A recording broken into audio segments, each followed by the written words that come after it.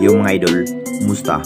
Mantrek mga sports, sabi nga pala, ating pag-usapan, Barangay Ginebra, final decision, Mikey Williams approved to Ginebra at Japet Aguilar, magre-retiro na nga ba sa upunan ng Barangay Ginebra. Pero bago mo nga yan, kung bago pala sa aking channel, huwag mong kalimutan subscribe at i-click ang notification bell para like kang updated sa latest update natin.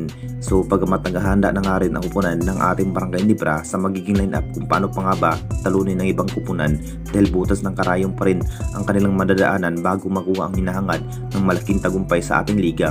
Ito na nga ba ang hinihintay ng lahat dahil hindi pa rin satisfy ang Barangay Ginebra dahil huhugot pa rin ng malakas na player at mahusay sa outlet shooting.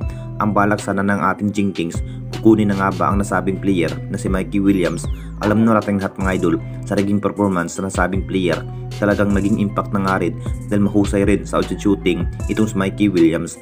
Makapagtala pa rin ng maraming maiitala kung tutusin mga idol. Marami pa rin ang nasasabi mga idol na kapag desisyon ng araw ang upunan ng Barangay Ginebra ang kanyang mapupuntahan sa nasabing player na si Mikey Williams. Sabik na nga rin ang lahat dahil kung paano pa nga ba dapat gawin. Nakita naman nating lahat kung ano ang naging estilo at laro itong si Mikey Williams, pati na rin si Coach Tim na gustong gusto nga na makuha ang nasabing player.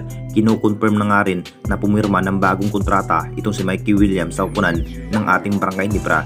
Talagang nasasabik na rin ang lahat kung ano ang magiging performance sa nasabing player na si Mikey Williams. Jackpot na nga ba ang Barangay Ginebra kapag may Mikey Williams ang magiging player ngayong season? At dito na naman tayo sa isa pa nating balita. Japet Aguilar, magre-retiro na nga ba sa upunan ng Barangay Ginebra? Alam na nating lahat mga idol, matagal na nga rin sinasabi sa nasabing big man na si Japet Aguilar na magre-retiro siya sa upunan ng Barangay Ginebra. Masasabing magiging impact na nga rin dahil kung sakaling maalis sa lineup ito ang nasabing big man. Nakita naman nating lahat kung ano ang magiging laro sa nasabing big man na si Japet Aguilar. Lakas pa rin sa bended area itong si Japet Aguilar. Siya na nga rin ang dahilan kung bakit napapalakas nga sa opensiba ang nasabing big man. Talagang ito na nga bang hinihintay ng lahat kung ano ang dapat gawin sa nasabing player.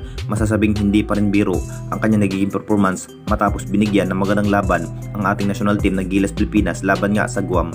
Opisyal na nga rin magre-retiro ito si Japet Aguilar sa ating national team na Gilas Pilipinas. At ayon pa rin sa mga source, baka pati na rin sa upunan ng Barangay Ginebra, baka magre-retiro ang nasabing big man na si Japet Aguilar na parang nag-aalala nga si Coach Tim. Malaking factor rin itong si Japet Aguilar sa bended area at sa defense kung bakit isa na rin ang Barangay Ginebra sa napapalakas ni Japet Aguilar at hindi pa rin biro ang kanya nagiging laro ni Japet Aguilar. Bigayan rin ang kanya nagiging laro. Minsan na nga rin siya na nga rin ang magdadala sa opensiba kung matinding laban na ang kinakaharap ng Jinkings. Anong masasabi ninyo mga idol tungkol sa ating video?